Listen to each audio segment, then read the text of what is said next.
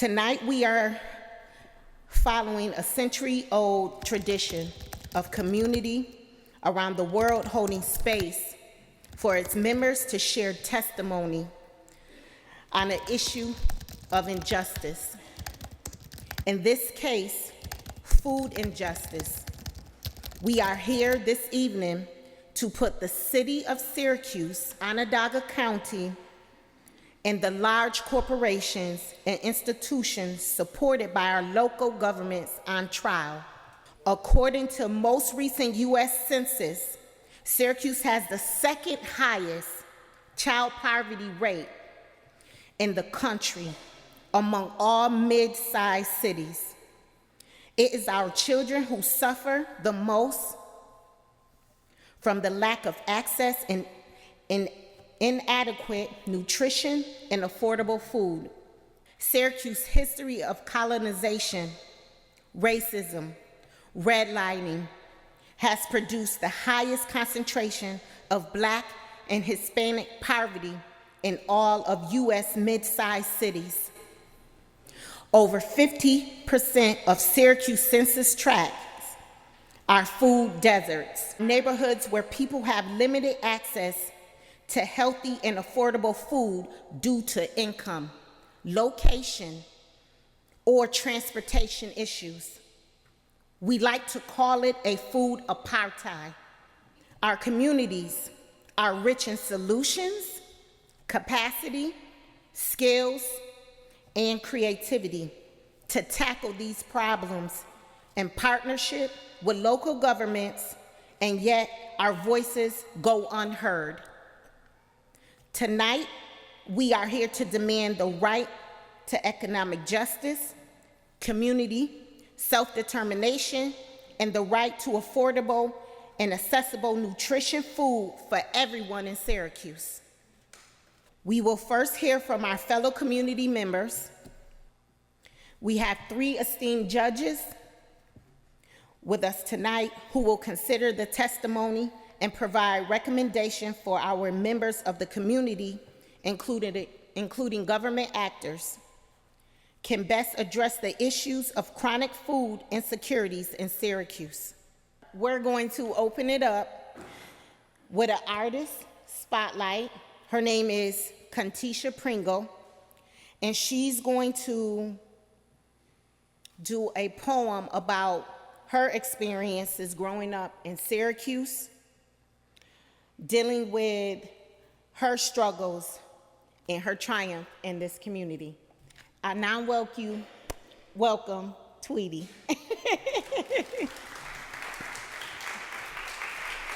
If you know me by Tweety, you know that I went to Plymouth Daycare here. And I call this food apartheid. I call it food apartheid. It's so crazy because that's literally, basically what it's all about tonight. It is time to create that master plan, y'all, to break down every barrier that has condemned our land. Yes, our land. Us, U.S., united, we stand. Let's take back our health from the dietary guidelines made to destroy us as Americans. See, for me, I see it to be an increase of food injustice, yes, in my community. I call this, y'all, food apartheid, excuse me. We are the people living in this system of segregation, outsourced, with neglect of the proper education, of food literacy, agriculture. It's time we rise up, resonate, elaborate, and fight for this injustice that plagues our nation. I'm simply talking about the lethal, deadly consumption of overly processed foods and nutrition that we all lack. When I say the word plague, I think of like a designated attack. Like I'm in a food desert. I'm surrounded by chicken nuggets, pizza, cheese fries, and Big Macs. And you know what that does? It's the trick of desire, leaving us to lust for those empty calories that are turning our cellular structure into dust. How many fast food delivering chains are en route on your commute, pacifying that drought of fresh, quality, vital, nutritious foods? It's hidden in plain sight, y'all, so you see it every day, primarily at your local grocery store or even at them food pantry giveaways. A dietary agenda. Y'all, this is FDA and USDA approved, okay? To feed us ultra-processed, chemicalized, and genetically modified foods. Let's be real, food for thought. Be careful what you eat. Watch out for those chemically imbalancing meats and sweet treats. Truth is, the human body is sacred. Your cells have the power to heal themselves and transform. So it's not the end. We can change. But as every seed needs its proper nutrition to flourish, the nutrients you eat is what your cells use to nourish. A nutritionally packed diet will help us transcend into highly vibrating, healthy, sickless beings. If we are one nation under God, then guess what? We are the masses. Let's educate one another, stand up, unite in making changes so our children and generations to come can truly see how much greener the grass is. Thank you, y'all. Okay, now, woo, did that wake us up? I want to call the first person to testify. Rhonda Vesey. I took a walk one day, didn't have a car at that time in 2020 during the pandemic, and I got to the empty Valley Plaza because at that time the grocery store, Tops, Markets had been gone since 2018. And I was mad about it. This can't be in the United States of America. It can't be that we don't have a place to buy fresh food. But yet and still we got $85 million for the fish aquarium. I couldn't believe it. How are we eating processed foods off the shelf? How are we eating canned goods like that's healthy? How is that working? The kids going to school, sugar-filled cereal, by 10 o'clock they're asleep. No wonder the black and brown kids can't pass the exams. There's too many reasons why these kind of things shouldn't be happening. And so there we started, the first outdoor farmers market that the Valley Plaza had ever seen in the summer of 2022. The market went well enough by the time October came, we continued. The place that used to be Today's Rentals is where Food Access Healthy Neighborhoods Now, FON, is set up for the winter, and we just ended our third winter indoor market. The Food Bank of Central New York has done live cooking demonstrations. We've had Bob, the honeybee guy, you name it, I'm pulling it in. Why should people have to go seek out things when we need to educate folks and bring this information to them? That's what I'm trying to do. You see, when I lost my mom, I lost my life. And for a long time, I fought to find a way back. Let me tell you, I have so many mothers. I have so many friends. I have so many people that I remained in contact with just because we are good people in this room right here. I desire your help. The market starts on June 29th. We run from 8 a.m. to 2 p.m. from June through October. We're looking to do great things in the community. It's not just for the Valley South Side, it's for everybody. Thank you all for listening to me. Our next testimony is going to be from Colin Edwards. He is a farm manager at Urban Delight Farm, and he's also been an employee at Jubilee Homes for 4 years now. Welcome, Colin Edwards.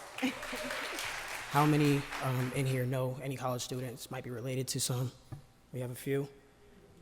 Do you ever think that they're hungry? Do you ever think they go without food? Because as a college student, we do. There's times where we get out of class at, say, 8 o'clock, and the dining hall is already closed, and there's nothing to eat. And it's not like I can go to a store. It's not like I can go to a grocery store, because that might be 3, 4, 5 miles. How am I going to get there? I can't afford an Uber. I don't have a car. There's many times where I've walked in from a long day, and it's me and several other students looking at each other like, what are we going to do?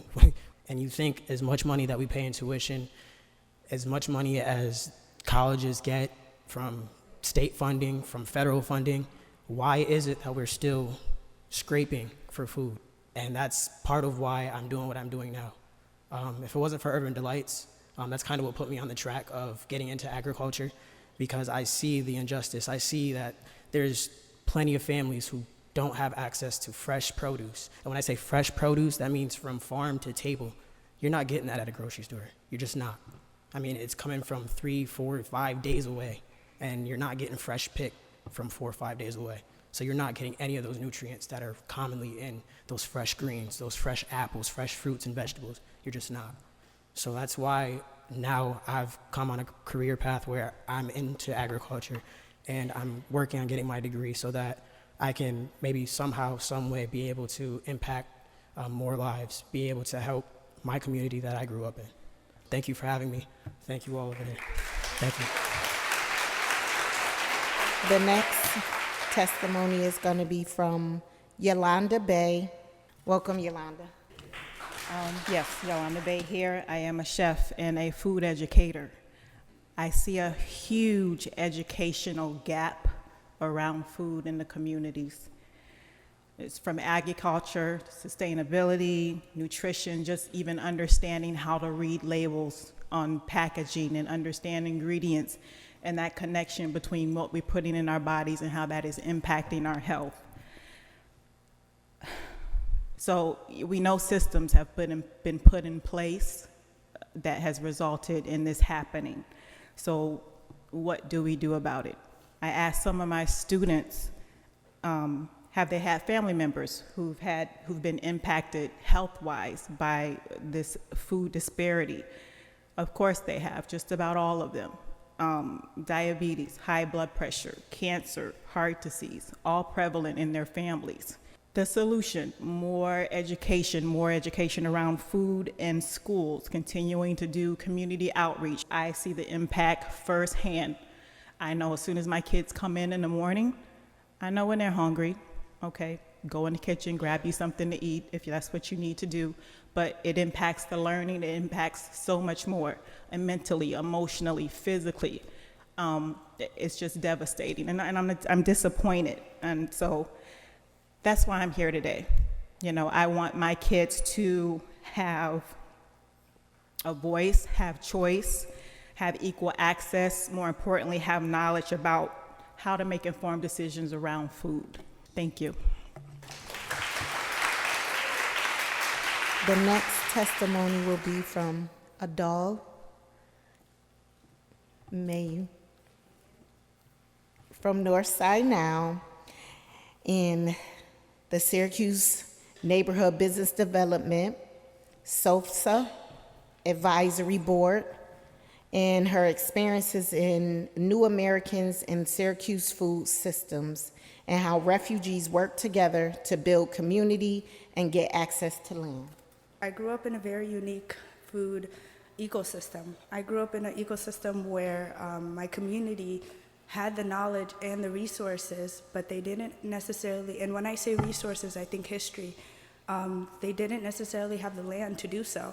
So one thing that is unique of the New American experience, I would specifically say, is that there's the indoctrination of the history that they come with. The New American population sometimes is dealing with food insecurity issues, basically mostly from economic issues or even just social dynamics. I had the opportunity to glean, which is, in most simple terms, recovering food from people who have a lot.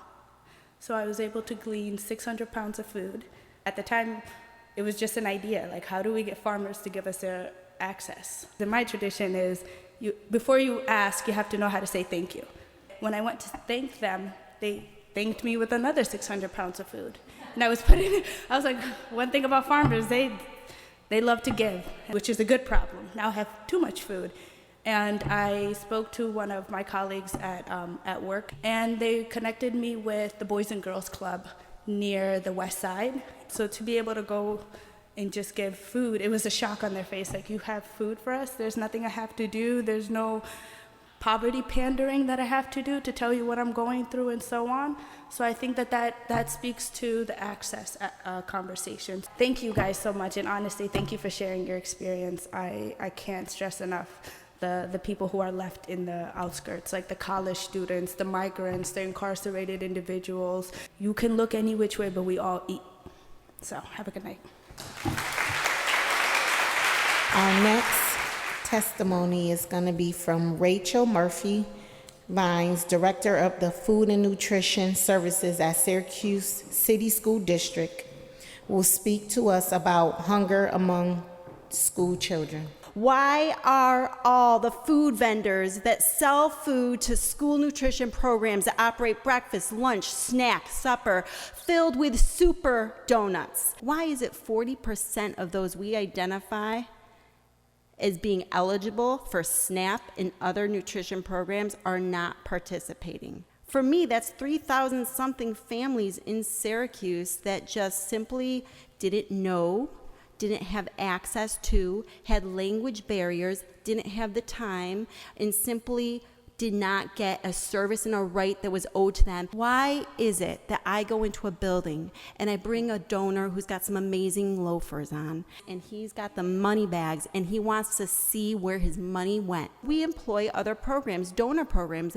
backpack weekend food programs, and I solicit donations from the community. And I bring in Loafer Man, and we sit around and we hear all about these things from the community in the school building, and the kids say, I had no food on a Friday, but I'm okay because I had a weekend food pack from the food service program on a Friday that was given out secretly in my backpack.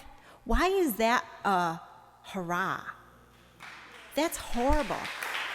Why is it that children are scared to come forward and express their humanity, their hunger, their need for want? Why are they scared to go to pantries? I know why. Maybe they're scared of being called into CPS. They're hungry. They know there's a pantry in the bricks. They know that there's a congregate feeding site, but they won't go. Why is it that accessing food is not a safe zone for children no matter what? That's right. We can change it, and we can only change it through one way. I'm here representing the school system food and nutrition service. I want to partner with you. And for those of you who want to part with me, there's no why in my mind why we can't work together, because it's going to take collective governance to employ multiple strategies to have diverse outputs for policy change and power for the next generation. Let's do it. Our next testimony will come from Mabel Wilson, Syracuse Grows, Syracuse food activist, urban ag. She's located in the lower income housing Pioneer Homes. She has a garden down there where she grows food for that particular public housing. I live in complete apartheid, from housing to food. But one of our major issues for our young folk and our elders and sages is that we need housing. We can't talk about food if we don't have a roof over our head. Right now, we're getting misinformation where we live at now. Right now, we have a Moja community garden, and we're trying to get more elders in the situation of working in the garden, but somehow that's taboo. It's a struggle, but I'm not going to let it get me down, because I'm going to continue to work with people like you, all of you, Because with our strengths together, ain't nothing going to turn us around. And Mama told us, if we get it up here and here, nobody can take it away from you. I'm not going to let nobody take anything from any of us in this room. Let's keep spreading the word, feed our people, and then the new Americans, when they used to be at the West Newell Street Community Garden, and right now at Umoja, we stand next to you, saying you have a right to good, honest, decent, from your heart, digging in that earth and growing that food. I'm 74 years old, and I got miles to go before I sleep. And I'm going to keep on keeping on. Thank you. And our last testimony is from Montanette Murphy, Executive Director of the Human Rights Commission, Nutrition and Incarceration. I have a labor of love. I'm the administrator of the Justice Center Oversight Committee, which is a group that oversees the Paul J. Corbett Justice Center downtown, which is a pre-sentencing facility, and also Jamesville, which is a post-sentencing facility. If I could bring some of the men's and women's voices to this microphone, some of what I hear them say when they complain about the food at the Justice Center is, it's horrible, it's nasty. A lot of the men will decide to become a certain religion so that they can eat halal meals or maybe kosher meals so that they don't have to eat the general food that's served there. The times that they eat over at the Justice Center are too far apart. Breakfast is at 7:30, lunch is at 10:30, dinner is at 4. I know there are incarcerated individuals who don't even eat the food from the vendor. They spend tons of money on commissary, which is extremely expensive. Imagine families who are trying to fight criminal cases also trying to supply money on accounts so that the men and women can just get a decent meal. And we're not talking about apples and oranges in the commissary. We're talking about ramen noodles, some coffee, sealed snacks. Most often people will say, I'm not concerned about them. If they don't like the food, don't go to jail. But there's usually a story behind it. So I would urge you, at any space, any time, any place, please don't forget about these men and women. Food is just one layer of why we should be fighting for them. There are other things we should stand on business as it relates to them, but food is critical. It's no fun being hungry. That's my story. The judges are going to provide ruling and recommendations, and then after that, we're going to go into possible solutions. I'm Angela Odoms-Young, and first we just want to start out by letting you know how much we appreciate the testimony. Thank you for your time, and thank you for sharing the stories with us, and just our gratitude to you. Good evening. My name is Smitha Narula, and it's my profound honor on behalf of the judges panel to declare our ruling. We call out the city of Syracuse for failing to uphold the rights of its most vulnerable and marginalized communities. We hold the city of Syracuse to be in violation of its fundamental duty and obligation to respect, protect, and fulfill the right to food. And we also hold that the city of Syracuse has an opportunity at this moment to right a fundamental, historic, and contemporary wrong. We first call on the city of Syracuse to, in full collaboration and led by movements here, adopt a resolution affirming the right to food for all those within its city. Second, through that resolution, we call on the city to create a right to food plan that cuts across all the sectors and issues that we have talked about today, ensuring a thriving wage so that people can address the root causes of food insecurity. We call on the resolution to ensure that families are not policed for trying to raise their children, that poverty is not criminalized, and that communities don't have to bear the brunt of having to demand what is rightfully theirs under human rights law and inherent to their dignity as human beings. Good evening, everybody. My name is Aura Kemp. I am a food equity advocate and serve as senior policy advisor with the New York City Mayor's Office of Food Policy. There needs to be a fundamental shift within how it is that we prioritize getting people what they need to survive.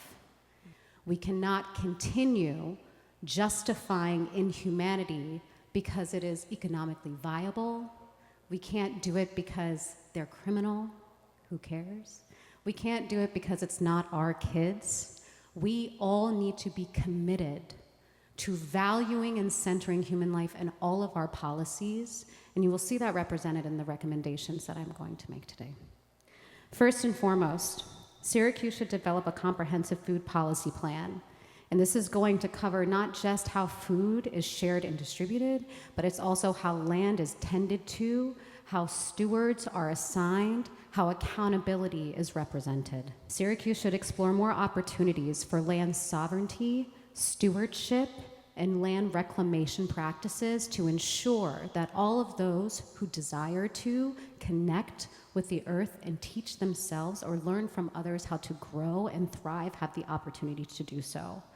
Next, lacking food access and removal of grocery stores and food access resources without considering the impact on the community is a short-sighting of our government. Updating laws and policies to ensure that prior to the removal of any necessary resource, there is another vendor or occupying grocery store that can come into that space is paramount to ensuring the continuity of access to food. This could also be done through expanding things like our zoning laws and policies, making it easier for us to provide short-term satellite operations or bringing in alternative forms of food access, partnering with growers and producers to bring in green markets and ensuring that there is continuous access to food within every community, not those who are just of a certain group. The community is showing up. We need our representatives to show up too. And we need them to be held accountable. Instituting an accountability board to ensure that the changes that are proposed within the food policy plan are actually stuck to over time with clearly defined metrics that anchor themselves in equity and not just in pure numbers. We are not looking to just distribute food. We're looking to lift people out of a place of dependence. Next, we need to assess things like food available on campuses. If the school is in operation because classes are taking place, there should be a place for students to get food. Are classes getting out after the point in time when the dining hall is open? We need alternative ways for students to gain access to food. Next, we need to consider how it is that we are standardizing education around food and the linkages between nutrition, health, and well-being within our educational systems. When we have students within our care, it is a responsibility for us to educate them, including on how and what to eat to promote and preserve their health. Next, a true, equitable, and accessible food system is one in which choice is protected, and you should not have to choose between not eating or eating the food that you want. We need to ensure that when we are creating accessible food networks, that we're also looking at where our blind spots exist. This could be done through an annual analysis of the supply gap, looking at areas which have grocery stores, areas in which people live that need access to food, and whether or not the supply that is being provided to that community is adequate to meet the need. We also need to think about developing policies with equity at their core. We should really be thinking about who is it that has the most barriers in gaining access to food and plan our policies around improving their access. The second that we remove the barriers for them, everyone else will also experience the removal of those barriers. Another thing that we can look at is our gleaning. It is an inhumane act for us to throw away millions of pounds of food while we have people in our own neighborhood who have nothing. Next, it's the responsibility of the city or state to care for those who are within their complete control. The fact that we have students going to school and being fed food that is highly processed and not supportive of their educational endeavors. The fact that we have students who are paying top dollar to gain theirs. And the fact that we have people who are incarcerated or being detained and are in the full care of the state yet do not have access to the full nutritional complexity and support that they need is a failure of our government and our systems. The ability for our system to allow for that level of inhumanity, not just from our systems telling us through the reinforcement of policies and structures that continue to deny us our access to food, but in the ability to make others within our community feel confident in putting the blame on us and further exploiting our dignity. It's a reinforcement of how far we have shifted from centering people in our policies, and we need to get back to that. So today I hope that through all of this testimony and through all of our contributions and the policy recommendations that we've made here, that we can create a more equitable food system in which right to food is not a radical idea, but the standard. Thank you. I just have one closing comment. I don't know if it's already been done, but a food equity impact assessment, because I think what was mentioned is the issue of we're making a systems issue an individual issue.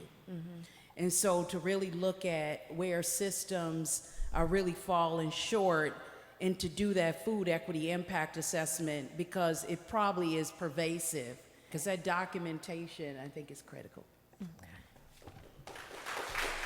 Thank you, judges, for your ruling and your recommendations.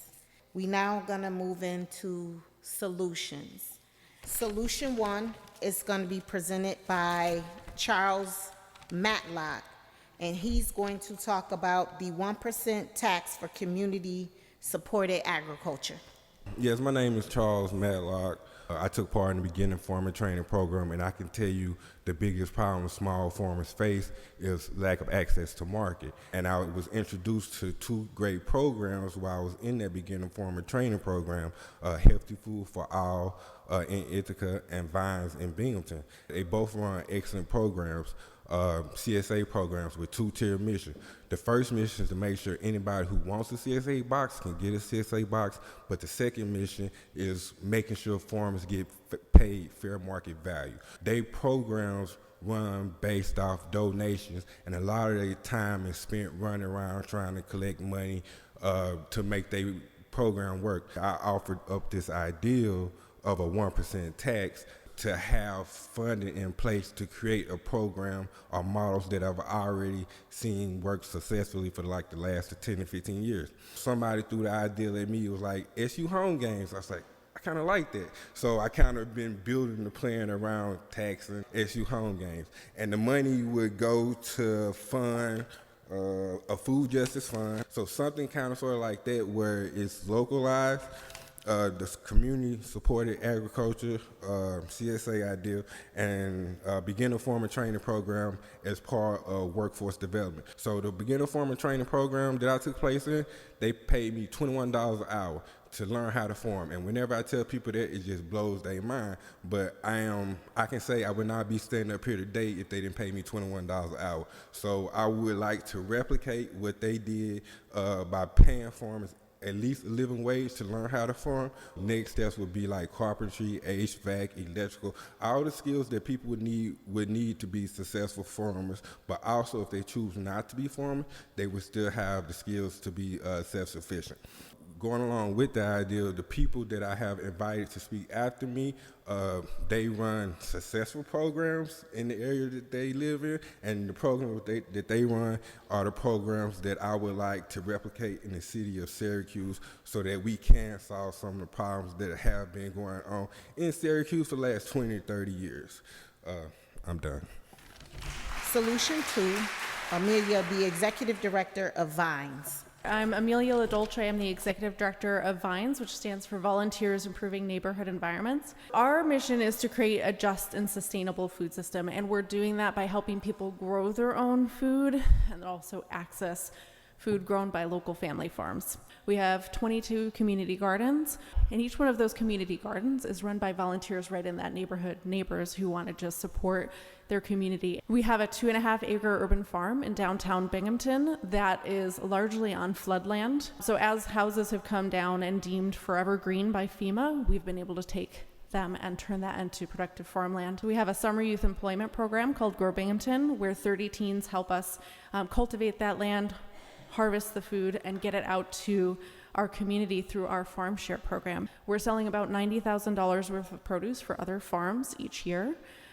We have about 300 members. We're distributing for 20 weeks during the growing season, and we give 25 to 100% off. We deliver to 14 different neighborhood locations across Broome County, including churches, community centers, schools, and more. We also provide a home delivery option. We're trying to, through all of the different ways we can, overcome those transportation barriers and also economic barriers. 60% of our members are low income. When we started the CSA program or farm share program, people said low-income people don't want locally grown food. They don't care. But we have shown over the last 15 years, through a lot of volunteer labor and hustle, we have proven all of that wrong. We are serving now over 3,000 people a year through our programs. Our website is vinesgardens.org, and reach out to us anyway, and I will be happy to provide any resources and support that we can to Syracuse. Thank you. The next solution is Solution 3, presented by Jamelia Simmons. When I was running an after-school program in Ithaca, I was working with kids. We would send them home with the food in their backpacks. We tried to start a feeding program in the evenings. And there was one day that a parent said to me, it'd be great if we could grow food here. So what I'm talking to you about today is really growing food as a right in public housing. We went to the apartment management community and we said, where can we grow food? At the intersection of two streets, there was a triangle that was there. We tested the soil first. We remediated it by planting sunflowers, and then we began the hard work. That garden space is called Dignity Garden, and we turned that into a garden space that is still going, that has fed 235 families in an apartment community, and we turned that into a space for an outdoor learning lab, right, for our students that work locally in the community.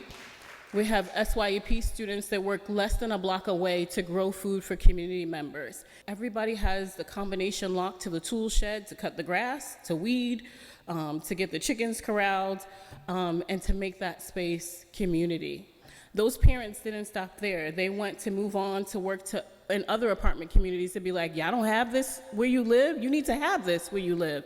I'm not offering you any solutions that you don't already know about, but what I am offering you is an opportunity to really dream big and to think about the little spaces that are gonna make incredible spaces. Right now, that after-school program that's connected to a program that I don't work for anymore has a nighttime feeding program. So young people go home with not just snacks and things in their bags, but they have a nighttime feeding program that comes right from their community. What kind of kicks and giggles do you get from a second grader saying, this didn't come from the supermarket, I grew this, right? That's the kind of community that I want to live in and continue to cultivate.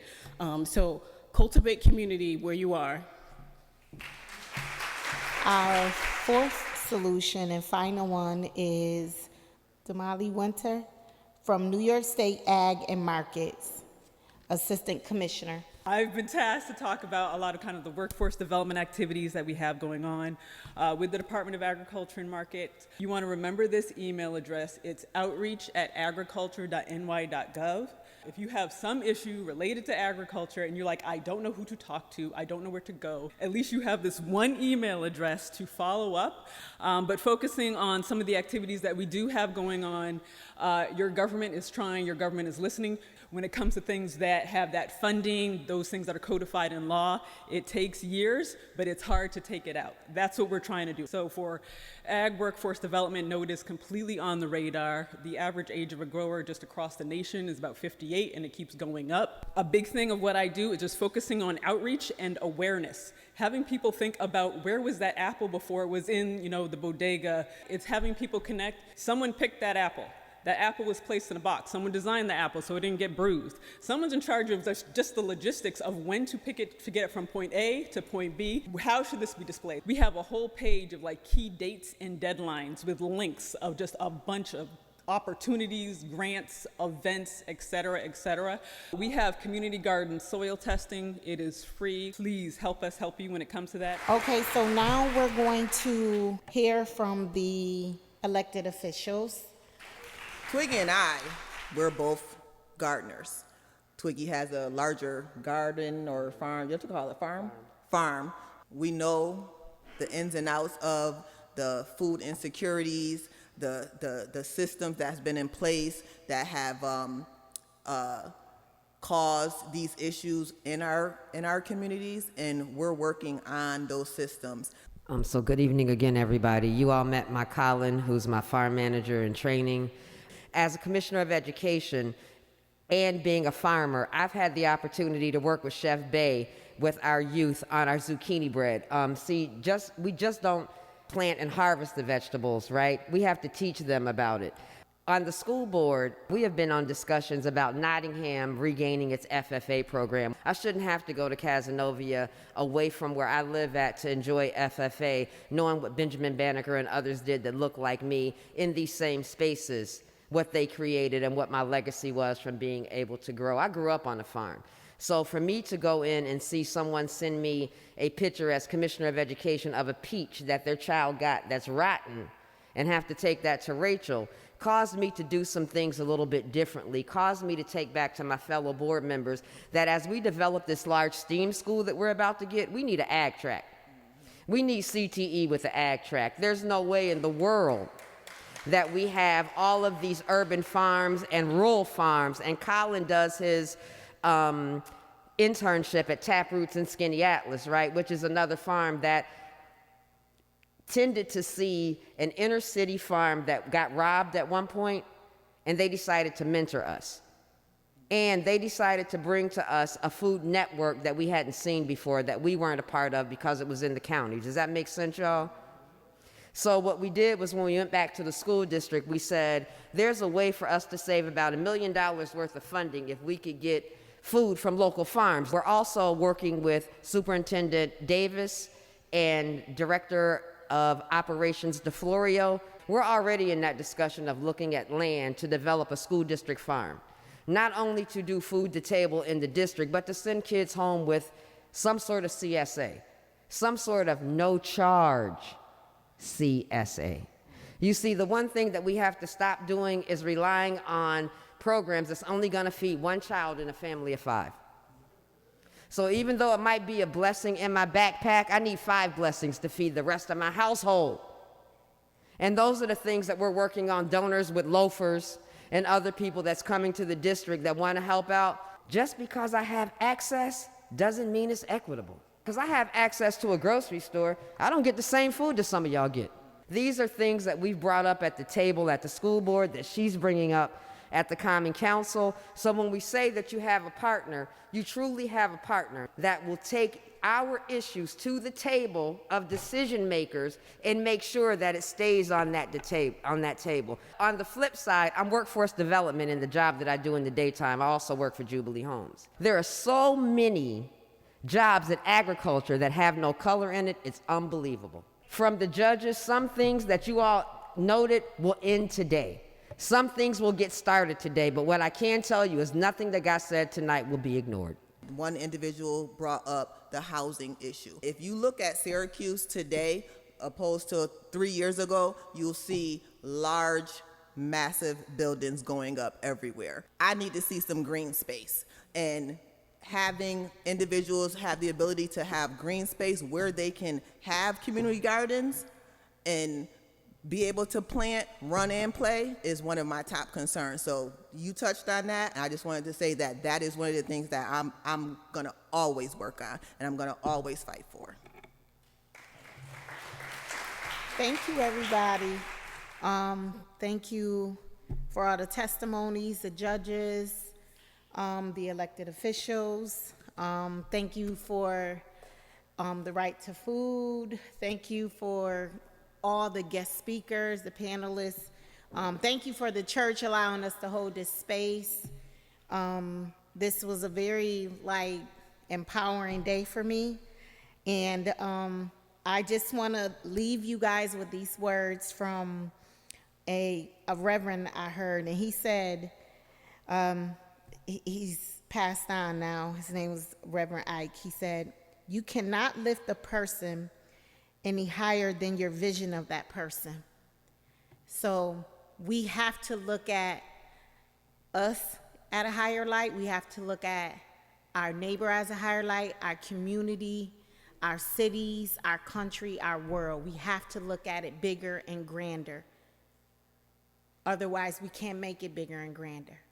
So, good night, everyone. Have a safe travel.